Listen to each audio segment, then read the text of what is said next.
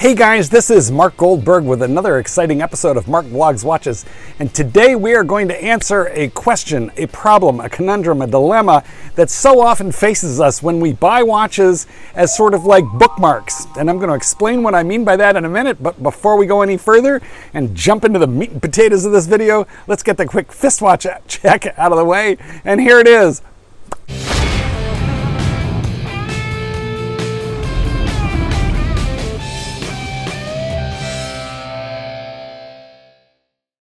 I would take it as a great personal favor if you would consider subscribing right now so we can do this again together, and throw me a like. It really helps me on YouTube. If you've been with me all along, thanks so much for joining me on this journey. Today I am wearing the Rolex Submariner in 904L steel. Okay, guys, I'm gonna have to look at my computer in just a second, but before we do that and I read you my viewer mail, I want to tell you that I'm a little behind on viewer mail, and so in the ensuing week or so, I will be pumping and dumping out lots of vids with viewer questions. So if you have a question in queue, don't worry, I'm going to get to you. And if you don't, well then go ahead and send me one here. Do you have to send me or PayPal me money to answer your question? No, you do not have to do that if you don't want to. But if you do, I'll take it, because Jupiter needs cat food, the dogs need bones, and you could PayPal me your quick little thank you here. Okay, first, before I read you Bryan's letter, I want to talk about the concept of the bookmark watch, and I think I think most of you guys are going to know what I'm talking about as soon as I explain it.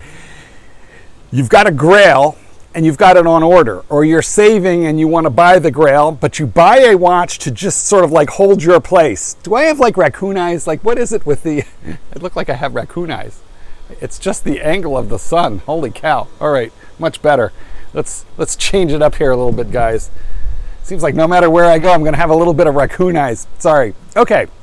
The bookmark is it's something that it's a placeholder. Okay, it's like not a watch that you are sure that you want badly. It's just one that's gonna like just sort of get you by.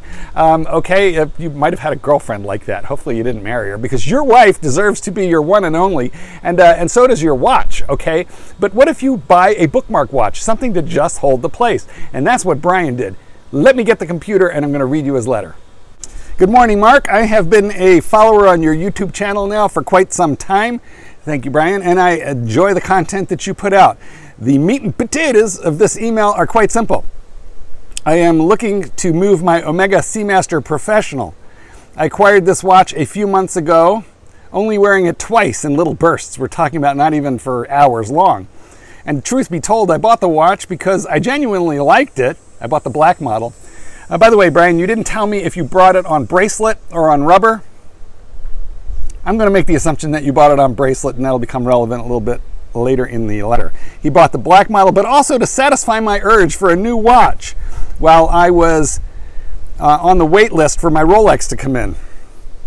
This is actually pretty interesting, this part now. I requested a black GMT well after the watch was discontinued, and my AD did not scoff at me. Well, what a nice AD. They just said, we will see what we can do, and less than 3 months later, I got the call, way quicker than I thought, or even at all. That's like pretty amazing. Needless to say, I am in love. This was my first Rolex, and now that I've had the experience of buying and wearing such a fine piece, I want another one. Good thinking. I own a Breitling Super Ocean that my parents bought me when I graduated college, which is not going anywhere. I have another Rolex coming soon. Well, Bryan, you didn't tell me what it was, but it's not really relevant. But it had been interesting to know which Rolex is coming in.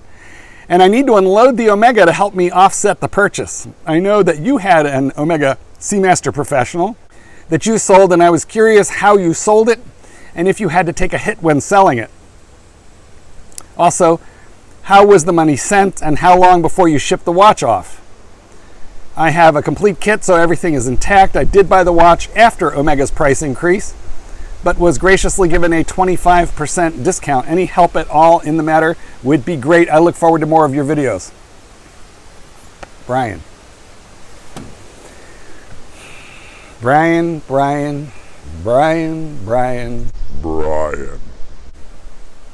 You screwed up, buddy.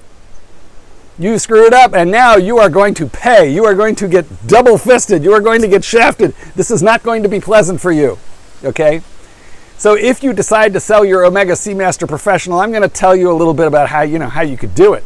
But you are not going to get away scot-free. You are going to take a drubbing, a beating. You are going to get thrashed and smashed, and this is going to cost you money to have done what you did, which was that you bought a place card watch, a bookmark watch, something to just like scratch the itch and hold the urge off. You bought that, and you bought something new, and you bought it retail, and you bought something that is heavily discounted. Here's the thing. If you can walk into your AD and get a 25% discount off of that watch, well, don't you think that everybody else who is buying now a used one, even though it's lightly used, they don't know if you've dropped it or what you've done to it. You're an unknown quantity. Bryan, I'm sure everything is fine with it. Don't get me wrong. But how do they know that? So you know what those sons of guns are going to want? They're going to want like a 40% discount off of retail. 50%. The offers that you are going to get are going to be lousy and terrible. So what should you have done? We're going to come back, by the way, guys. We're going to talk about that GMT experience he had, because that's pretty amazing.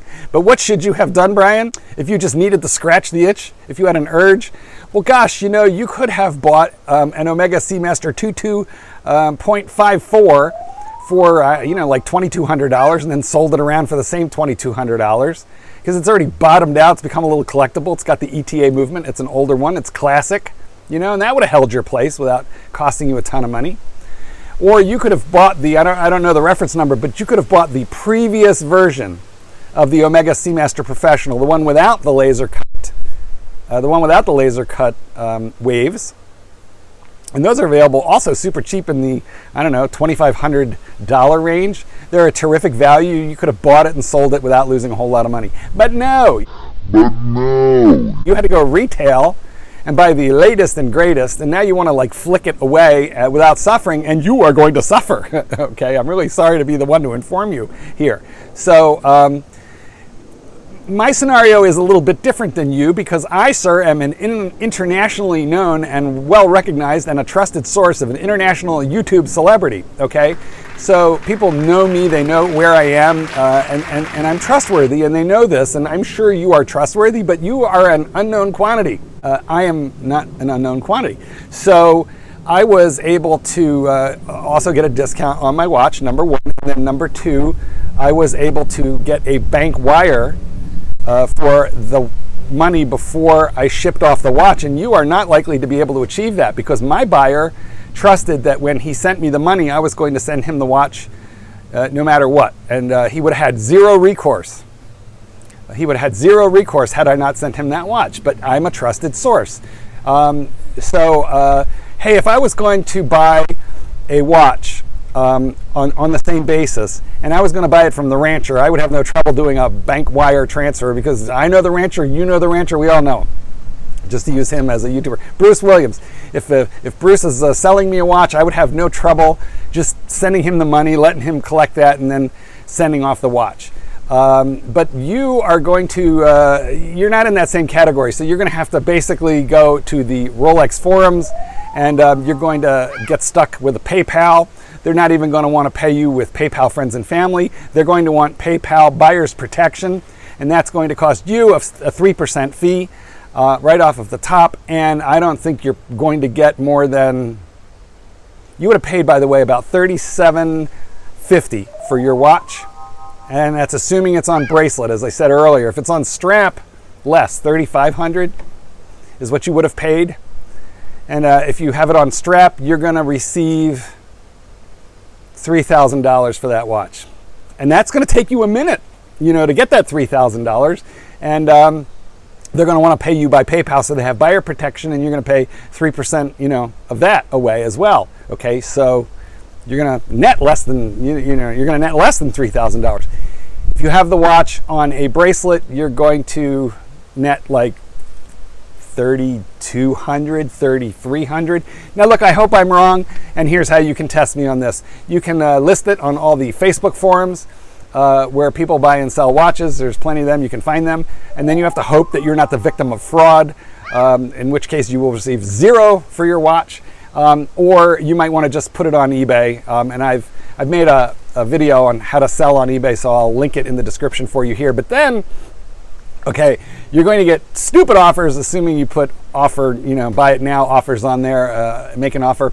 You're going to get like stupid offers. I know I did, although I didn't end up selling it on eBay, but I got lots of offers for my gorgeous brand new Omega SMP. I got offers like $2,500. I sold it for, certainly, of course, more than that. And I didn't lose money, but that's not so easy to do. You guys want to see my SMP 300? I'll put it right here. Okay, so I sold that watch, and I didn't get killed, but I bought it right and I sold it right. And the guy who bought it, he got a good deal, but and I didn't make a lot of money, but that wasn't my goal. Bryan, you are trying not to lose money, and yeah, sorry, I don't think that's going to happen for you. On the one hand. On the other hand, if you would like to buy Bryan's watch and offer him something that's not crazy, well, leave a comment and Bryan will get a hold of you. So Bryan, watch the comments. Now, real quick before I end this video, I want to talk about the fact that Bryan went into an authorized dealer after the GMT was already discontinued, and they agreed to order him one, and then several months later they got one. That's amazing. And that's really good news. I don't think you could do that now because I'm guessing they're all out of the pipeline. But, what a terrific AD to do that for you, and miraculous that they were able to secure the watch. So, there's all kinds of stories and complaints about authorized dealers on eBay and amongst the collectors and forums and stuff. But I got to tell you, my authorized dealer, the one that I deal with, they are terrific, good people, and Bryans clearly are too. So remember, there's a few bad apples out there, but some of these authorized dealers, in fact, in my experience, most of them, these are good businesses. A lot of them are family run, and these are hardworking people just like you and me. Guys, thanks for joining me. I forgot to tell you, but please subscribe. I would really love to have you and to do this again. So, Goldberg, peace out.